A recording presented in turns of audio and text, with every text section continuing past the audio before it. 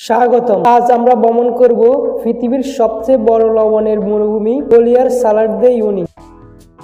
এটি শুধু প্রাকৃতিক সৌন্দর্যের এক বিস্ময় নয়, বরং পৃথিবীর সবচেয়ে অন্যতম ভৌগোলিক অঞ্চলের একটি। সালার দে উয়ুনি বলিয়ার দক্ষিণ পশ্চিমাঞ্চলে অবস্থিত এবং প্রায় 10,500 বর্গ কিলোমিটার এলাকা জুড়ে বিস্তৃত।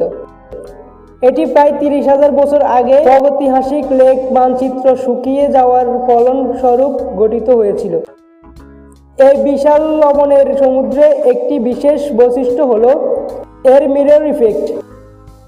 বর্ষাকালে যখন হালকা বৃষ্টি হয়, পুরো এলাকা আকাশের প্রতিফলন তৈরি করে, একে পৃথিবীর সবচেয়ে বড় আয়নায় পরিণত করে।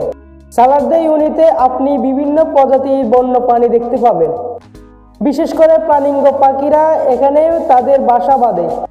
লিথিয়ামের বিশাল ভান্ডার থাকার পরও এই স্থানটি বন্যপ্রাণী এবং প্রাকৃতিক সৌন্দর্যে ভরপুর।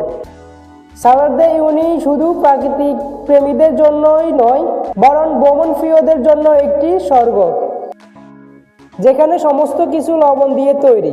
এখানকার বিখ্যাত হোটেল দে সাল বা লবণের হোটেল কাকতালীয়ভাবে এই অঞ্চলেই নির্মিত। সালার দে উয়ুনি ঘুরতে চাইলে বলিয়ার লাপাজ বা উয়ুনি শহর থেকে সহজেই আসা যায়।